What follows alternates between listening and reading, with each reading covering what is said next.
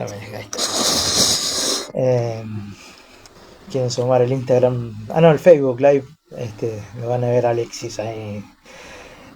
Bueno, y hablando de eventos, tenés ahí en cartera un par de ellos, así que coméntanos. Sí, una muy interesante invitación de un compañero docente de la Facultad de Comunicación, que es el abogado doctor en Derecho también, Daniel Cosi. eh, con él hemos sido compañeros en la gestión también. Y él es titular de la Cátedra de Derecho de la Información y están iniciando un ciclo de charlas sobre periodismo judicial.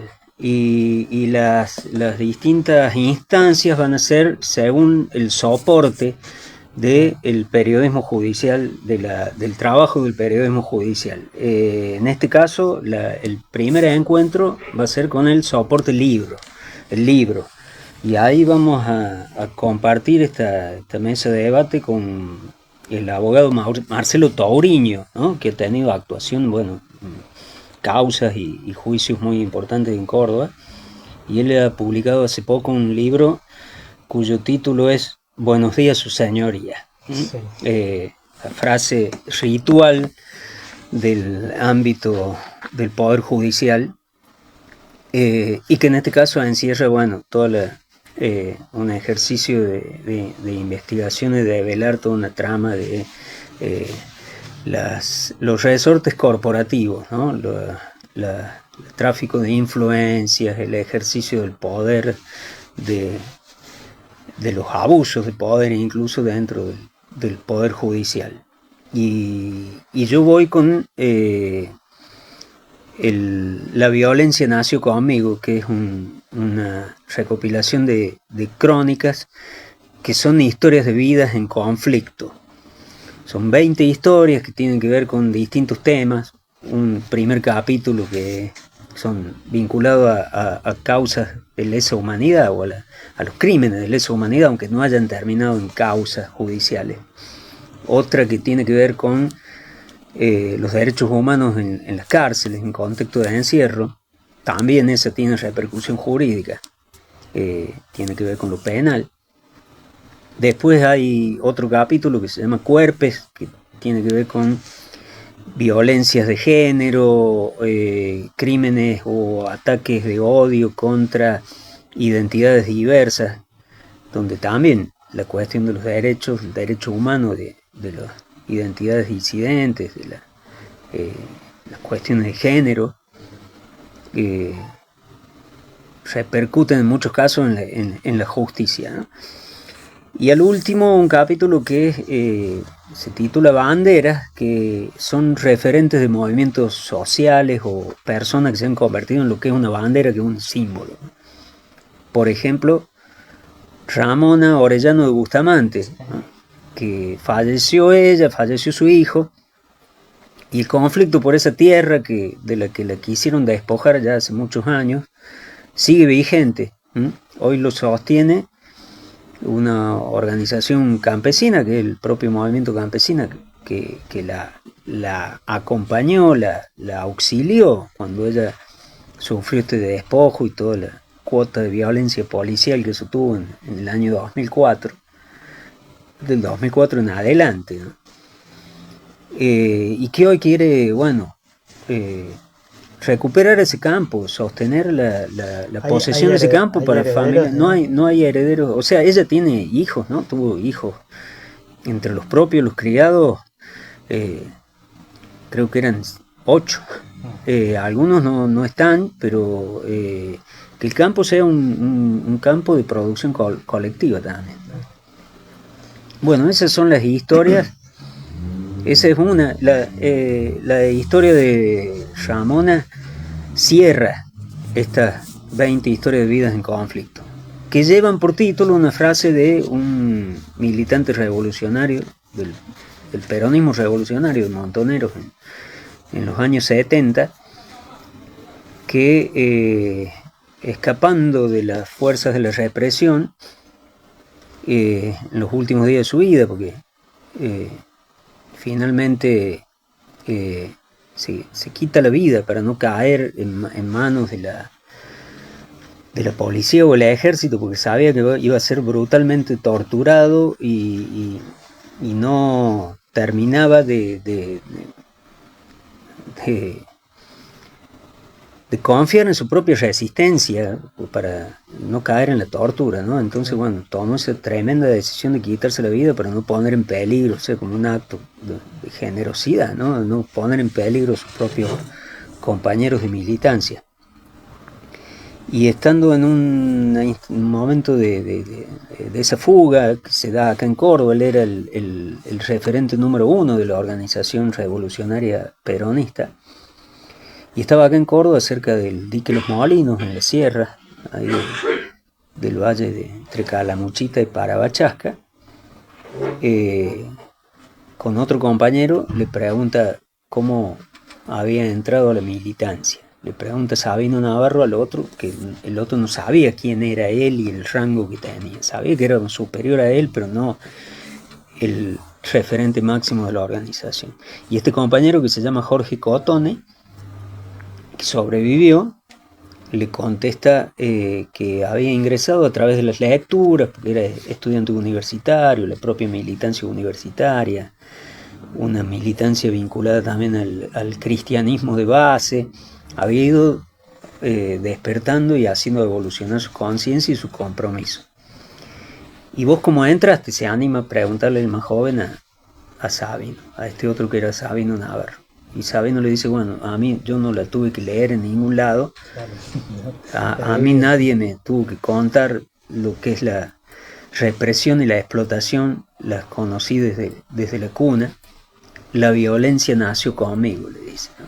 Y esa violencia a la que se refiere no es la violencia que los acechaba en ese momento, que era la violencia represiva, sino una violencia que en esos años la militancia o los teóricos críticos definían como violencia estructural del sistema, ¿no? La injusticia social, el despojo de derechos civiles y políticos, toda una serie de violencias previas a la violencia represiva, ¿no? Y que en muchos casos engendraban esta violencia revolucionaria, eran causa de la violencia revolucionaria. El luchar contra la pobreza, por ejemplo. Y esa frase tenía que ver con eso, que años después, bastantes años después, en el 76, es lo que Rodolfo Walsh escribe en la carta abierta a la Junta Militar, que es la atrocidad mayor de la dictadura. No era ni la tortura, ni el asesinato, ni la desaparición, ni la violación, ni el secuestro, ni el saqueo, ni la apropiación de niños, todo eso que él mismo denunciaba en esa carta, no era la atrocidad mayor. La atrocidad mayor era la miseria planificada del pueblo argentino. Y es lo que está ocurriendo hasta el día de hoy, ¿no? O sea, hoy hay una política de miseria planificada del pueblo argentino, mal que les pese a algunos que no terminan de definirla como tal, ¿no? Política con mandatos de amos internacionales, sectores de poder transnacionales,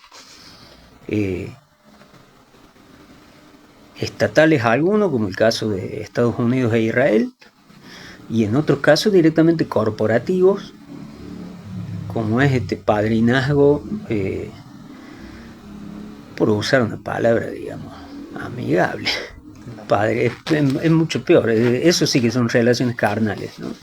Entre un tal Elon Musk y el presidente, sí, se hablaba que está en la rosada. De legislar, si era necesario legislar internet.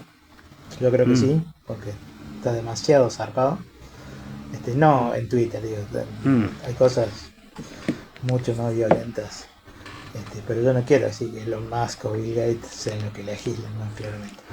Alexis, te agradezco que hayas venido una vez más, fuera de agenda, de nuevo a casa. Y así como vos gustazo. Recibiste una pregunta pendiente, nosotros mañana vamos a tener nuevamente el programa. No te voy, yo sé que viene bien, pero no te lo voy a decir para no condicionarte. Bien. Así que Pero sí te dejo que hagas una pregunta para que la respondan Una pregunta. mañana. Dale. Mira, de paso, vinculado con esa pregunta, el otro, vos dijiste eventos y sobre todo para no fallarle a los amigos que me invitaron a participar de este libro, un libro que se llama Estado de no derecho, violencia institucional en la democracia argentina. Lo dirigieron los organizadores de un congreso de violencia institucional, el primer congreso de violencia institucional que lo organizaron desde las cátedras de Derechos Humanos de la Facultad de Derecho de la Universidad Nacional, y lo organizaron los que son los editores, compiladores de este, y en algunos casos autores también de este libro, los amigos además, Lucas Crisafulli, Patricia Coppola y Jorge Perano. Ellos son los responsables de este libro que surgió de este congreso que se hizo en el año 2023, pero bueno, tiene cada día más dolorosa vigencia por las situaciones que están ocurriendo en términos de violencia institucional en la Argentina. Y esto se va a presentar el viernes 22, en la Facultad de Derecho.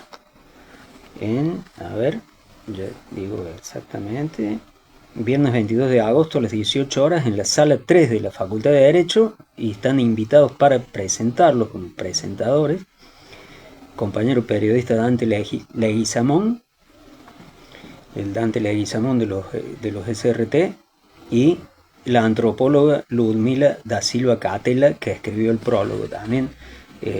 Bueno, yo soy uno de los colaboradores de los que escribimos, digamos, por haber participado en ese congreso, en mi caso sobre el tema de la violencia en los medios. Y bueno, escribe también el orgullo de compartir nada menos que Eugenio Raúl Zaffaroni, que fue el discurso de cierre de ese congreso, ¿no? Así que bueno, eso. Y la pregunta tiene un poco que ver con cosas que debatieron ahí, que debatimos en las mesas. Es decir, en un tiempo de injusticias sociales, en un tiempo de desigualdad social, ¿qué hacer? Esa pregunta histórica, ¿qué hacer particularmente con las fuerzas de seguridad del Estado? ¿Cómo democratizar a la policía? Y en términos de instituciones, eso implica cómo democratizar la propia policía, el Poder Judicial y las cárceles, ¿no? Que son instituciones distintas, que forman parte de ese mismo sistema, ¿no? De lo judicial, penal, policial, y que tienen que ver con esto de la supuesta pacificación de la sociedad por la vía de la sanción de la justicia, la supuesta reinserción y resocialización de quienes vulneran la ley, pero que están funcionando claramente como reproductores y multiplicadores de la violencia y de la desigualdad misma. Entonces, ¿qué hacemos con eso? Esa es la pregunta que dejo larga, para pero bueno, quien van a saber responderla. Nos despedimos de la audiencia. Gracias por venir, Alexis. Un gusto. Gracias. 14:56. Nos encontramos mañana, 13 horas, como siempre. Muchas gracias. Buenas tardes.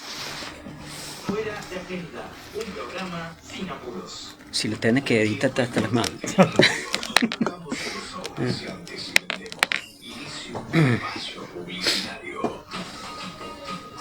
Bueno, loco. ¿Hasta dónde vamos? ¿Ah? ¿Estás en auto? No, me viene en un Uber, estaba muy jugado.